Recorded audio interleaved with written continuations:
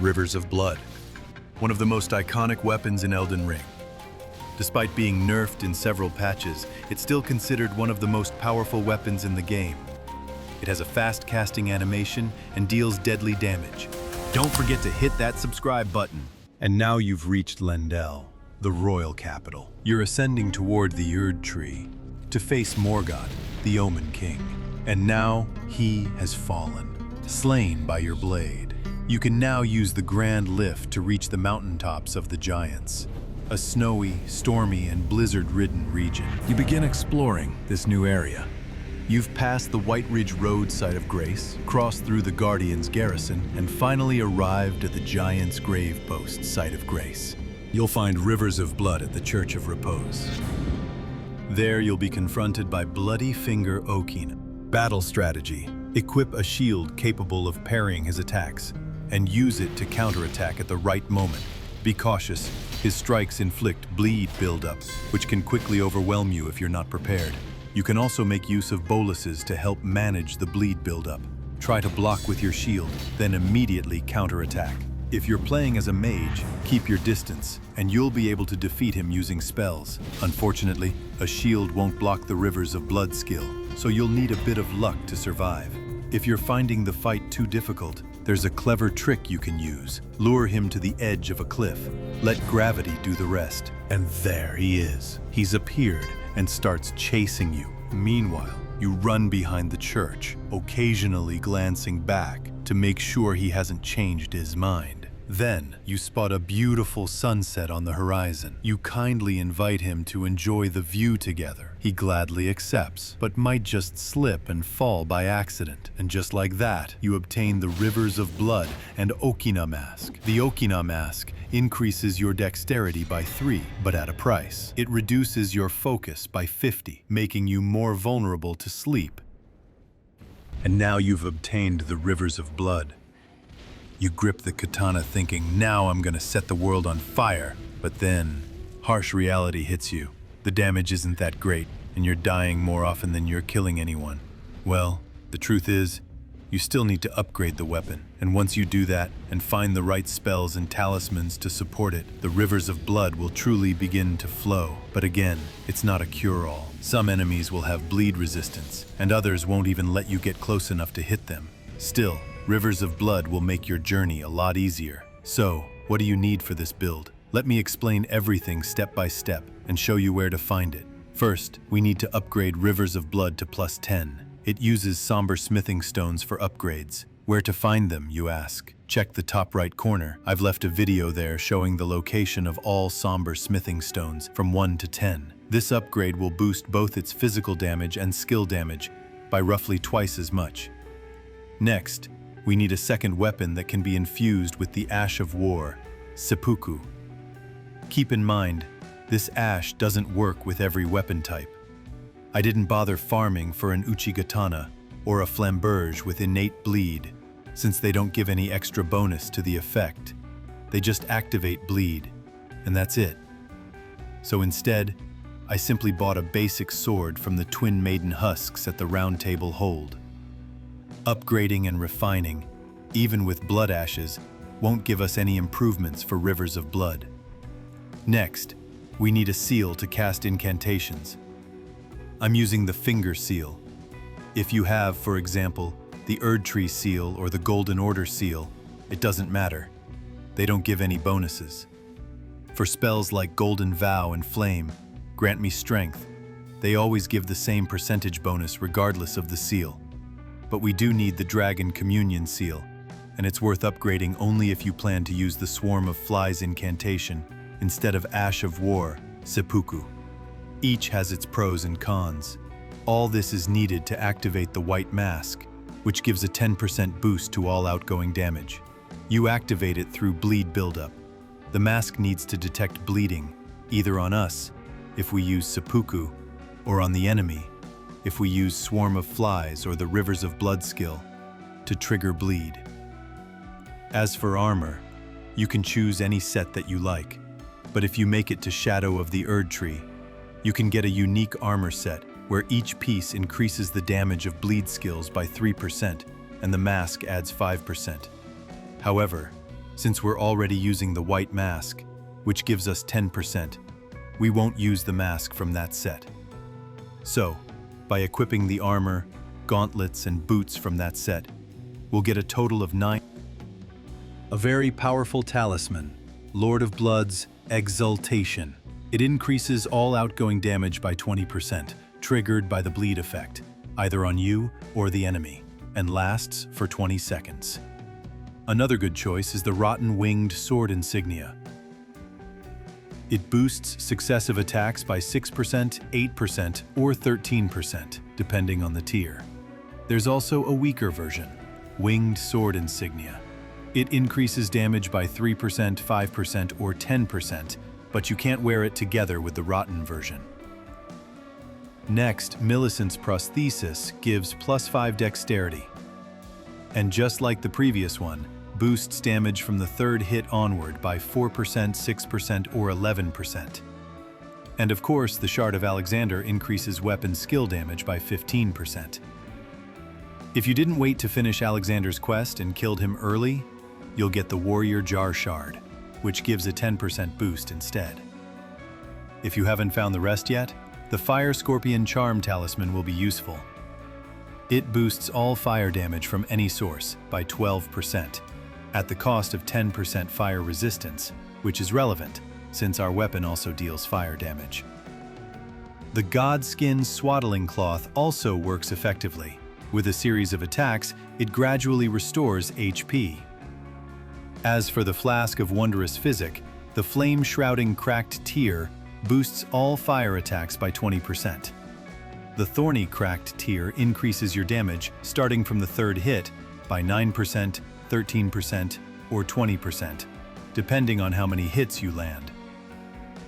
There's also the Blood-Sucking Cracked Tier, one of the most powerful and dangerous, found in the Shadow of the Erdtree expansion. It increases all outgoing damage by 20%, but drains your HP over time.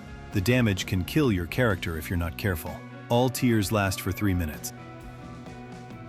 Golden Vow increases outgoing damage for you and your allies by 15% and lasts for 80 seconds.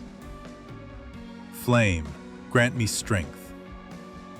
Boosts both fire and physical attack power by 20%, lasting for 30 seconds. Also, Swarm of Flies is an excellent spell. When cast, it summons a swarm that deals damage every second and causes bleed buildup, which in turn activates our White Mask and Lord of Blood's Exultation talisman. This can be used instead of Ash of War, Seppuku, while also effectively staggering enemies. As for stats, the most important ones for Rivers of Blood are Dexterity and Arcane. Only these two increase your damage output. And you might ask, which one is better, more Dexterity or more Arcane? The answer is, level them evenly, but slightly favor Arcane. That way, you'll deal maximum possible damage. Dexterity, by the way, also increases the speed at which you cast spells. The higher it is, the faster your incantations will be. You'll need 25 Faith to cast Golden Vow and 15 Faith for Flame, Grant Me Strength. You'll also need some intelligence to use the weapon skill. Rivers of Blood consume 17 FP on the first cast and 9 FP on the second. And of course, Vigor is important, so you don't get one-shotted. As for the best great rune, it's Millennia's Rune. Your attacks will restore HP, and since Rivers of Blood hits fast, it's extremely effective. Now I'll briefly tell you where to find all of this. And in the meantime, make sure you're subscribed to the channel. The Greatsword was purchased from the twin Maiden Husks at the Roundtable Hole. Next, we need to find the Ash of War Seppuku. It's located in the Mountaintops of the Giants, near the freezing lake site of Grace. Here, you'll find an invisible scarab. Defeat it, and you'll be rewarded with the Ash of War. The Dragon Communion Seal can be found in Limgrave at the Stranded Graveyard location. At the entrance, you'll see imp statues, and inside one of the paths, you'll face a banished knight. Defeating him will reward you with the Dragon Communion Seal, which enhances the Swarm of Flies incantation. making bleed buildup trigger faster. A very important point. You can only obtain the white mask before defeating the boss, Mohg, Lord of Blood. The mask is located in Mohgwyn Palace, where a bloody finger phantom can invade you up to 3 times. You won't receive any rewards for the first 2 invasions, but during the 3rd one, near the large tree, you can get the white mask. The closest grace is Palace Approach Ledge Road. By defeating the nameless white mask invader, you'll receive the War Surgeon set and the white mask itself. This mask increases your outgoing damage by 10% when bleed is triggered, either on you or on your enemy.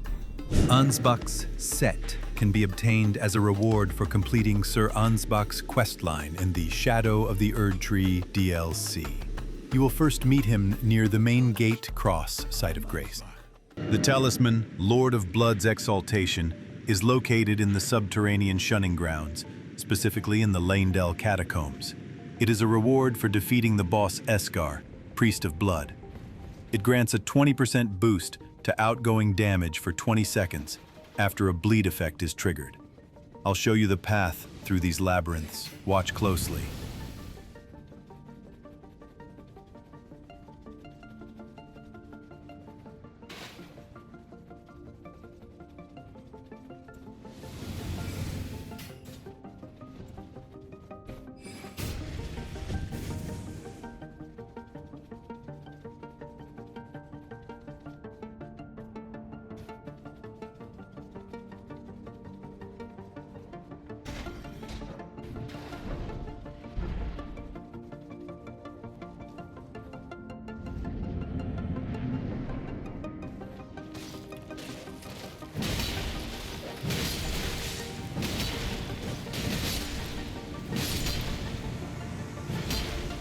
And once you defeat Esgar, Priest of Blood, you'll receive the Lord of Blood's Exultation talisman. As for the winged sword insignia, you can find it in Liurnia of the Lakes in the Stillwater cave. It is a reward for defeating the boss Cleanrot Knight. It increases the damage of consecutive attacks by up to 10%.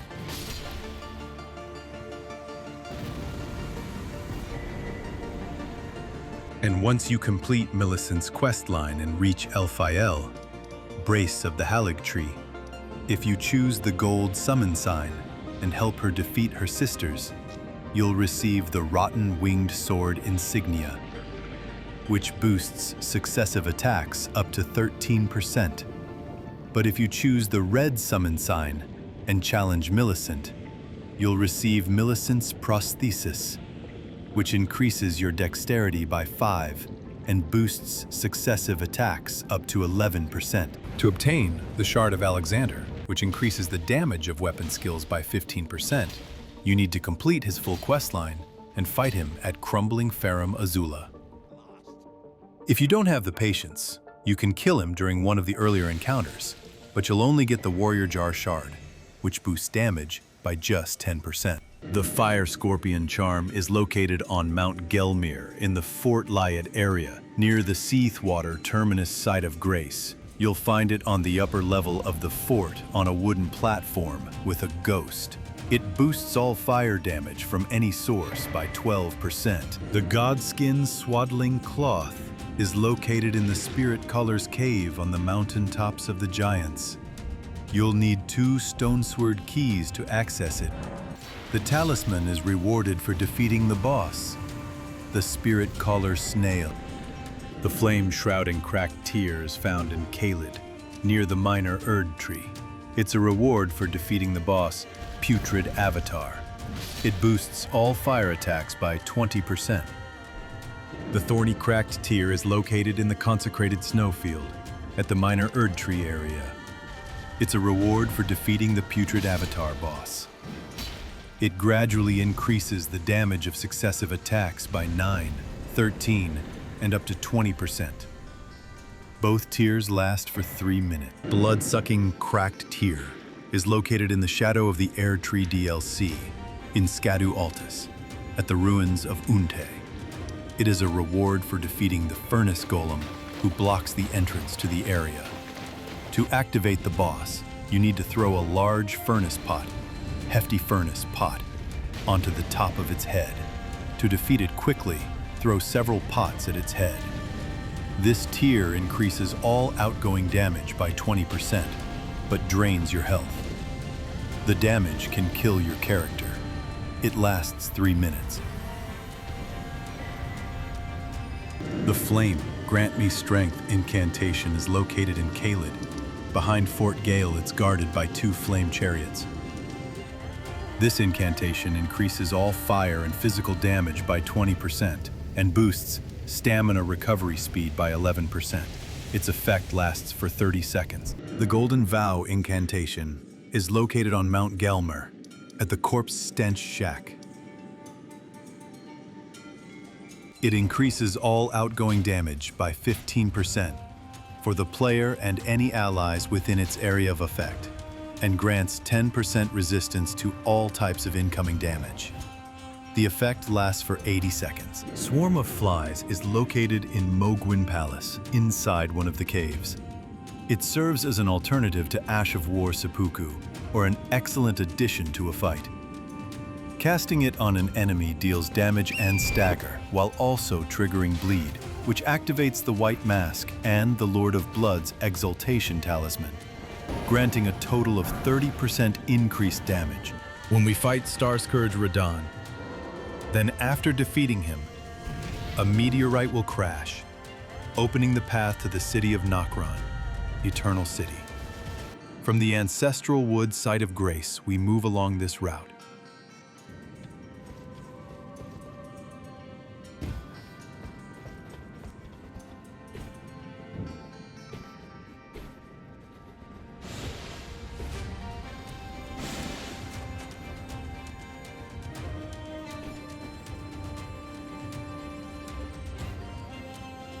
On the right side, there's a railing, and lying on it is the Nox Flowing Hammer. You can reach it by jumping through a window nearby, next to the entrance guarded by imp statues. And inside the chest will be the legendary Spirit Ash, Mimic Tier. Visually, the fight with Malenia, Blade of Mikola, looks like this.